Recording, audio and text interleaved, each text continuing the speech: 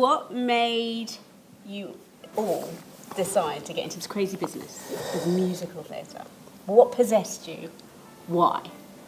For me, I didn't decide. It wasn't a decision. Anyone that knows me personally knows that I have hated musicals my entire life. Facts, like absolutely hated them. Not a fan of what was going on. I didn't see anything that really represented me growing up.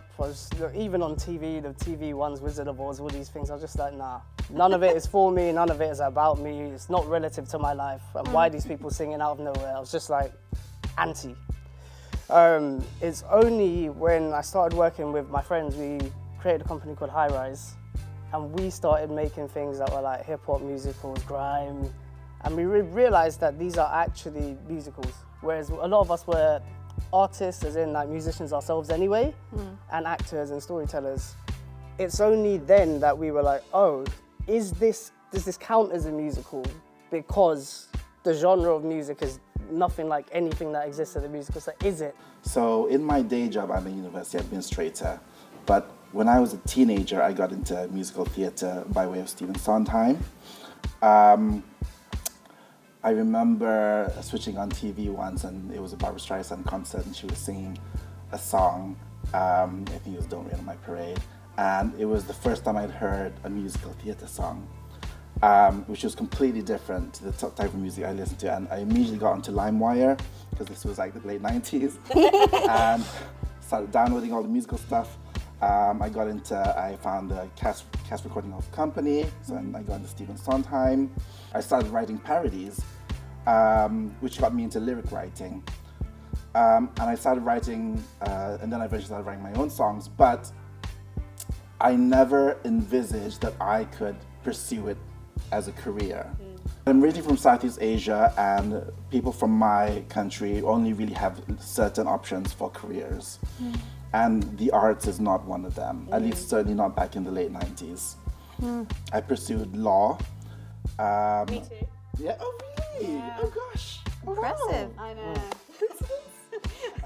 I hated it. Me too. awful career choice. I didn't go into it as a career at all. It was the most dry subject.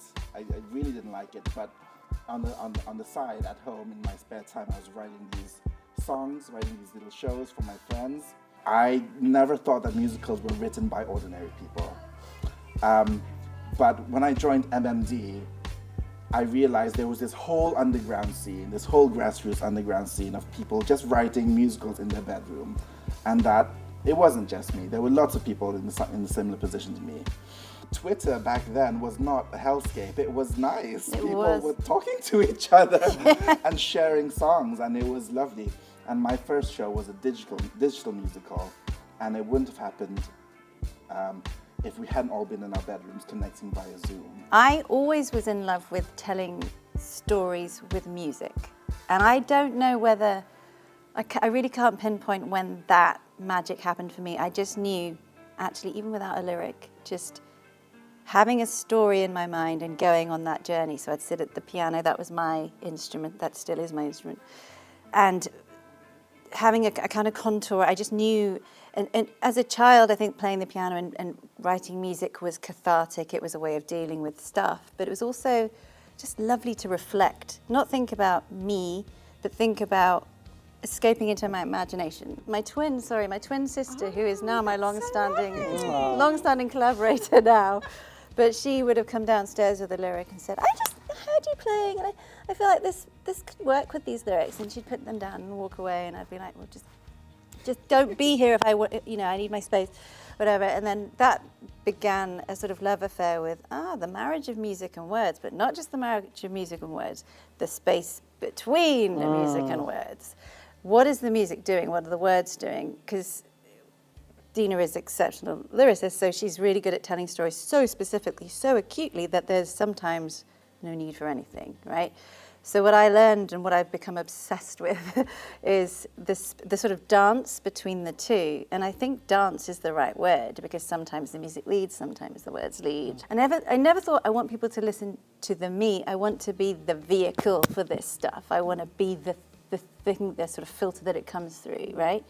So similarly to you, I feel there was a sort of sense of wanting to be the vessel for some of it, not all of it for sure, but.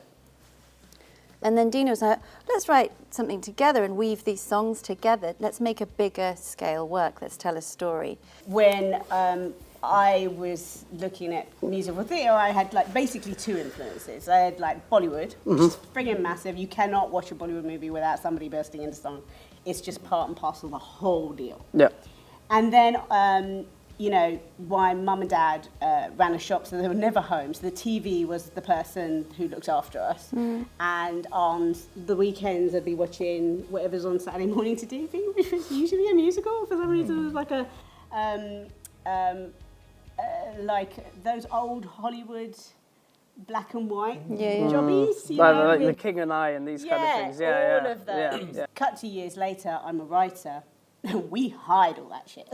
We just like, you do not say what you're supposed. Characters do not say what they mean. Characters hide. Characters try and, you know, pull you off to some other way. They never want to tell their truth.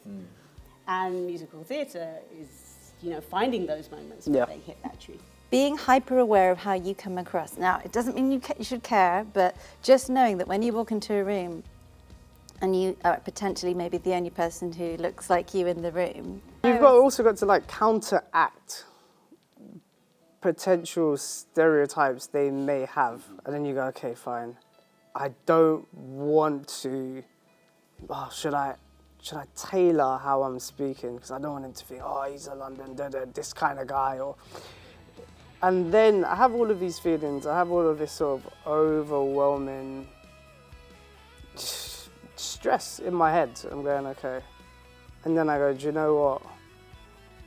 I'm just gonna ultra light beam it. I'm just gonna just talk how I talk, do I do. And the thing that I found the craziest about that is when you do, people are magnetized. Even if slightly I might shift the way I talk, I have to maintain my energy, my presence, and my mind state. It has to be true and 100%. It's really, it's crazy. It's like you've got to double think everything, and that is the difficult thing.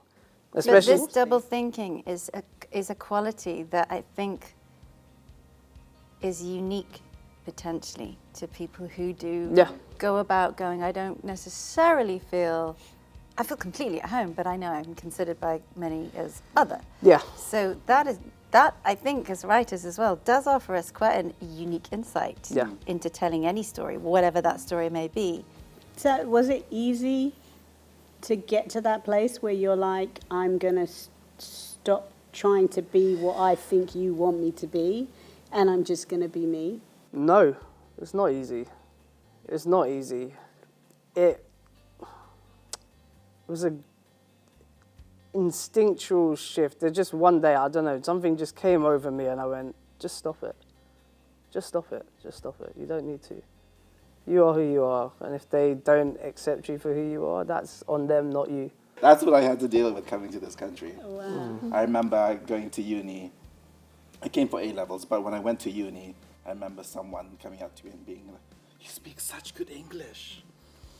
And I was like, why does that sting a little bit? So I've had to assimilate coming from Southeast Asia. What would you say is like the challenges, if you were to describe some of the challenges that you feel like you're currently facing? Can I hit the nail on that? So I think that what we're talking about today is coming under the banner of, what is it now, global majority and the lack of diversity, right, in musical theatre. And I'm sort of doing that because I'm going to pull it towards musical theatre, opera.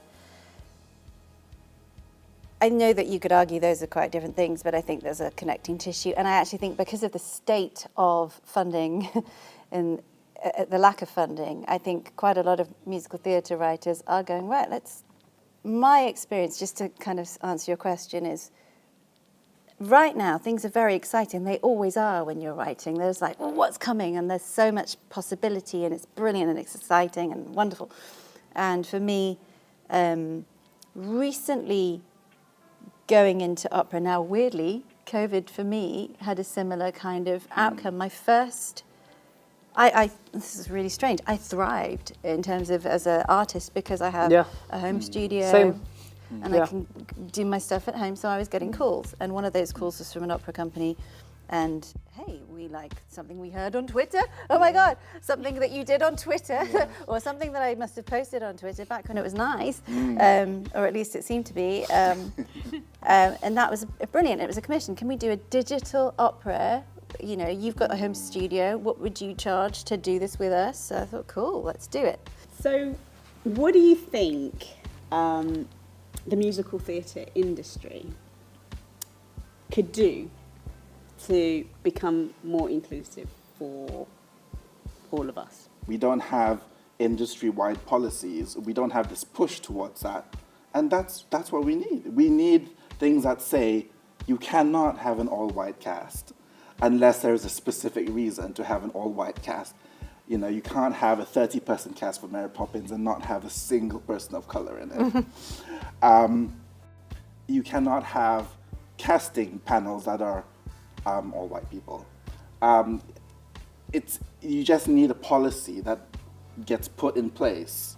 But if you were to describe your sort of career today, and we were all been in it for different amounts of time, if you were to describe it with one word, I would say empathy and definitely curiosity.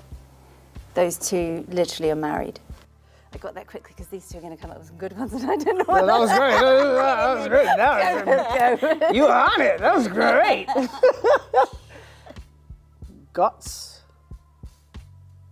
and thunderbolts. ooh, what do you mean by that? Guts is knowing that what you're doing is going against the grain. I'd say lucky. I feel like I was at the right place at the right time. And if I hadn't, I wouldn't be here.